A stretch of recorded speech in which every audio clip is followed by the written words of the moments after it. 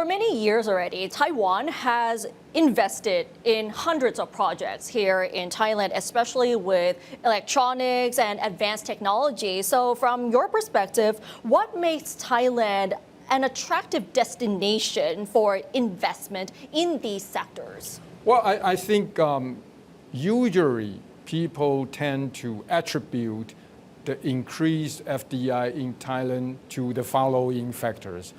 Of course, the excellent geographic locations, the very aggressive and friendly policies towards foreign companies, exports, imports, and even migrant workers.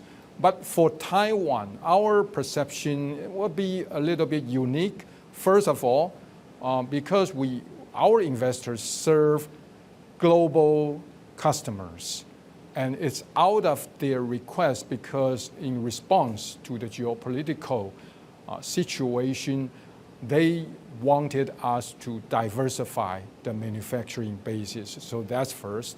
Secondly, we've already have existing strong economic relationship between Taiwan and Thailand. We are the fourth trade partner of Thailand. We are the sixth largest FDI source of Thailand, according to the most updated statistics. That's the fact. And we have over 6 decades accumulated over the 200,000 Taiwanese people living and working here in Thailand. These are all perfect foundations for our next cooperation and for attracting more Taiwanese investments to come into Thailand. Of course, I noticed the recent policies rolled out by the current Anutin government, including the Fast Pass. I think these all and identifying very important sectors that we need to continue to work on, which is in line also with our policy. So I think all that have provided a very solid foundation for Thailand and Taiwan to work together.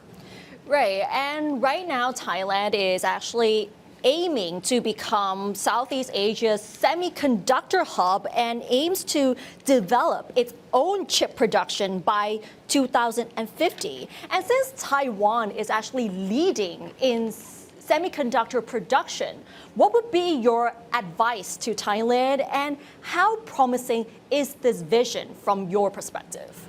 Well, thank you. I think we have produced a perfect documentary movie called The Chip Odyssey. And if you had the opportunity to watch that documentary, you'll come away with few lessons. First, it's an effort when it comes to building up the semiconductor industry. It's an effort over the 50 years. So, and across different generations. And government, private sectors, even research institute, all put their effort and investment into that industry when nobody recognized the importance and the future of the semiconductors. We've already been doing that. So it's over the years, cross-sector efforts.